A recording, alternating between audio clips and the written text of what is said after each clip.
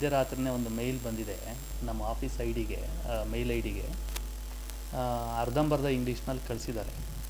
ಅಂದರೆ ಕರೆಯನ್ನು ಒಂದು ಈ ರೀತಿ ಹಿಂಗೆ ಇದು ಮಾಡ್ತೀವಿ, ತೊಂದರೆ ಮಾಡ್ತೀವಿ ಅಂತೇಳಿ.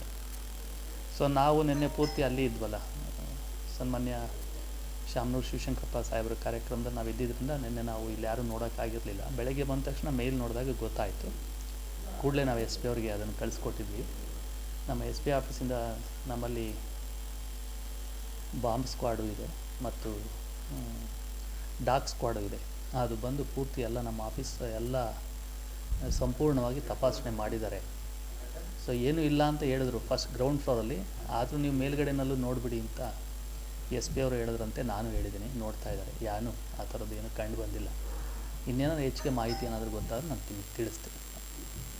ಒಂದು ಮೇಲ್ ಐ ಡಿ ಒಂದು ಇದರಿಂದ ಬಂದಿದೆ. ಅದು ನಾವು ಕೊಟ್ಟಿದ್ದೀವಿ, ಕೇಂದ್ರ ತನಿಖಾ ದಳದವ್ರಿಗೂ ಕೂಡ ನಾವು ಕಳಿಸಿದ್ದೀವಿ. ಅದನ್ನು ಅವರು ತನಿಖೆ ಮಾಡ್ತಾರೆ. ನಮ್ಮ ಟೀಮಿಂದನೂ ಕೂಡ, ನಮ್ಮ ರಾಜ್ಯ ಸರ್ಕಾರದ ನಮ್ಮ ಟೀಮಿಂದನೂ ಕೂಡ ಮೇಲ್ ಐ ಡಿ ಇದೆಲ್ಲ IP ಅಡ್ರೆಸ್ ಎಲ್ಲ ತೆಗಿತಾರೆ.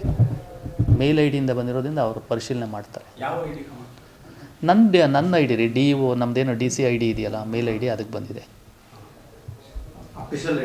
ಅಫಿಷಿಯಲ್ ಐ ಡಿ ಅದೇ ಅರ್ಧಂಬರ್ಧ ಇಂಗ್ಲೀಷ್ನಲ್ಲಿ ನಿಮ್ಮ ಆಫೀಸ್ಗೆ ಕರೆ ಇದು ಮಾಡ್ತೀವಿ, ಬಾಂಬ್ ಇದು ಮಾಡ್ತೀವಿ ಅಂತ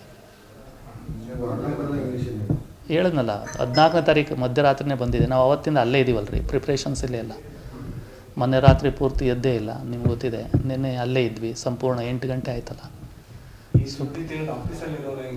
ಏನಿಲ್ಲ ರೀ, ನಾರ್ಮಲಾಗಿ ನಮ್ಗೆ ಮೇಲ್ನೋಟಕ್ಕೆ ನಮಗೆ ಹುಸಿ ಕರೆ ಅಂತ ಗೊತ್ತಿದೆ. ನಾವು ಆ್ಯಸ್ ಯೂಶುವಲ್ ಕೆಲಸ ಮಾಡ್ತಾಯಿದ್ವಿ ಎಲ್ಲರೂ.